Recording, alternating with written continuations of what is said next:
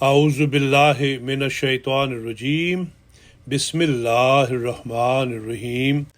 محترمہ خورشید بیگم صاحبہ، اہلیہ محترم عبد المنان دین صاحب، روزنامہ الفضل انٹرنیشنل، بدھ 23 اگست 2023۔ لجنہ اماء اللہ برطانیہ کی گراں قدر ممبرات کی خدمات اور ان کا ذکر خیر، حصہ اول۔ محترمہ خورشید بیگم صاحبہ 1922 میں گجرانوالہ، متحدہ ہندوستان میں پیدا ہوئی۔ آپ محترم بابو قاسم دین صاحب جو ہائی کورٹ میں کام کرتے تھے اور 52 سال جماعت احمدیہ سیالکوٹ کے امیر جماعت رہے کی بیٹی، اور محترم عبد المنان دین صاحب کی اہلیہ اور حضرت بابو عزیز دین صاحب کی بہو تھیں۔ حضرت بابو عزیز دین صاحب اپنے ذاتی خرچ پر حضرت خلیفۃ المسیح ثانی رضی اللہ عنہ کی منشا کے مطابق 1920 میں انگلستان پہنچے، جہاں تجارت کے ساتھ ساتھ آپ تبلیغ اسلام بھی کرتے۔ آپ کے انگلستان جانے سے پہلے حضور نے آپ کی بیوی بچوں اور والدہ کو قادیان بلوایا تھا تاکہ ان کا ہر طرح خیال رکھا جائے۔ 1928 میں حضرت بابو عزیز دین صاحب کے بڑے بیٹے محترم عبد العزیز دین صاحب انگلستان آئے۔ 1945 میں آپ کے چھوٹے بیٹے عبد المنان صاحب اور ان کی اہلیہ محترمہ خورشید بیگم صاحبہ اور آپ کی والدہ اللہ رکھی صاحبہ بھی لندن آ گئے۔ محترم عبد المنان دین صاحب بھی لندن آ کر اپنے بڑے بھائی محترم عبد العزیز دین صاحب کے ساتھ خدمت دین میں مصروف رہے۔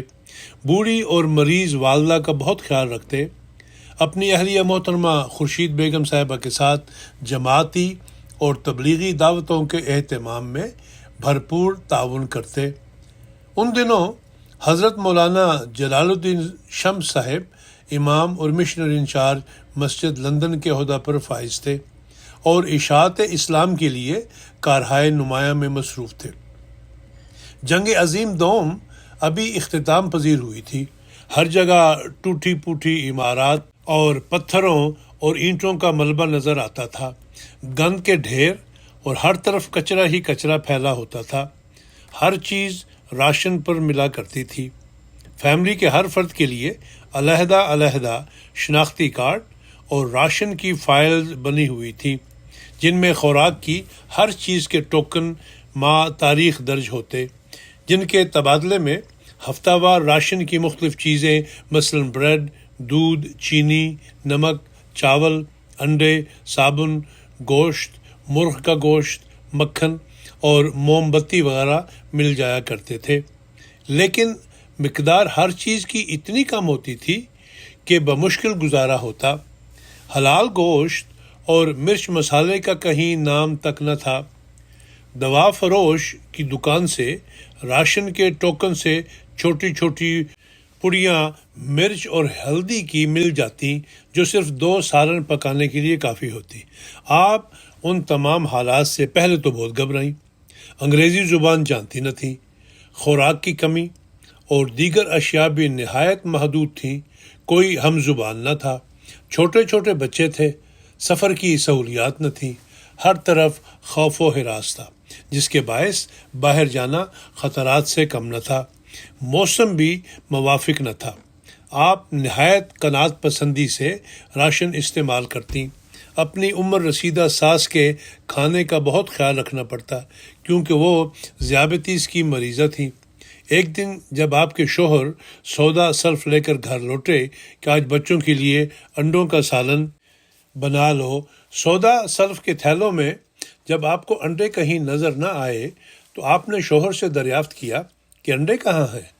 آپ کے شوہر نے آپ کو انڈوں کے پاؤڈر کا ایک پیکٹ سودے کے تھیلے میں سے نکال کر دیا اور کہا، آج کل یہی انڈے ملتے ہیں۔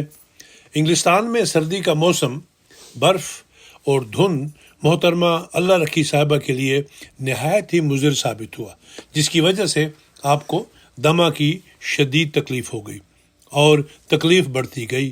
چنانچہ لندن آنے کے 6 ماہ بعد ہی 1946 میں آپ اس جہان فانی سے رخصت ہو گئیں۔ آپ کا جنازہ مسجد فضل میں پڑھا گیا اور بروک ووڈ قبرستان کے قطع مسلمانان میں آپ کی تدفین عمل میں آئی۔ آپ کے لیے یہ بہت بڑا صدمہ تھا اور کوئی پرسان حال نہ تھا۔ کچھ عرصہ بعد حضرت مسلم موعود رضی اللہ عنہ نے حضرت مولانا شمس صاحب کو قادیان واپس بلا لیا اور آپ کی جگہ محترم چودھری مشتاق احمد صاحب باجوہ کو امام مسجد لندن مقرر فرما کر لندن بھجوایا۔ آپ کی اہلیہ محترمہ کلثوم باجوہ صاحبہ بھی اپنے شوہر کے ساتھ قادیان سے لندن تشریف لائی۔ محترمہ کلثوم باجوہ صاحبہ کے لندن تشریف لانے سے محترمہ خورشید بیگم صاحبہ کی کچھ ڈھارس بندی۔ اب کبھی کبھار آپ کے شوہر عبد المنان صاحب اپنی اہلیہ اور بچوں کو آفس جانے سے پہلے بذریعہ ریل گاڑی مسجد فضل چھوڑ جاتے اور آفس سے واپسی پر آپ کو مسجد فضل سے گھر لے آتے۔ اس طرح آپ کا دن کچھ اچھا گزرتا، ورنہ سارے شہر میں کوئی دیسی بدیسی نظر نہ آتا۔ جنگ کی وجہ سے ہر طرف خوف و ہراس پھیلا تھا، جس کی وجہ سے اکثریت کا گھر سے باہر نکلنا ویسے ہی محال تھا۔ انگلستان میں ان دنوں نوزائیدہ بچے کی والدہ کو حکومت کی طرف سے 10 پاؤنڈ کی میٹرنٹی گرانٹ دی جاتی تھی، اور اگر بچہ گھر میں پیدا ہوتا تو اضافی 4 پاؤنڈ بھی دیے جاتے۔ محترم عبد المنان دین صاحب کے گھر جب ان کی چھوٹی بیٹی مبارکہ پیدا ہوئی تو انہوں نے اپنی اہلیہ کی جانب سے اس واجب الادا فنڈ کے لیے درخواست دے دی، جو اس وجہ سے نامنظور کر دی گئی کہ چونکہ مسلمان مردوں کو اسلامی شریعت کے مطابق 1 سے زائد بیویاں رکھنے کی اجازت ہوتی ہے، جسے یہاں کا قانون پولیگمی کہتا ہے، اور انہیں اس فنڈ سے محروم کیا جاتا ہے۔ آپ کی غیرت یہ گوارا نہ کر سکی کہ اسلامی شریعت پر کوئی نکتہ چینی کرے، جس کے لیے آپ نے مختلف وکلاء سے اس معاملہ میں مشورہ کیا، لیکن کوئی وکیل بھی آپ کا کیس لڑنے کے لیے تیار نہ ہوا۔ چنانچہ عبد المنان دین صاحب نے ہائی کورٹ میں بذات خود اس معاملہ کو پیش کیا اور 1954 میں اس کیس کو انتہائی کامیاب سے جیتا، اور اس طرح تب سے مسلمان خواتین کے لیے میٹرنٹی گرانٹ حاصل کرنے کا قانون حکومت کی طرف سے جاری کیا گیا۔ Chronicle reporter news 1954۔ باقی انشاءاللہ آئندہ۔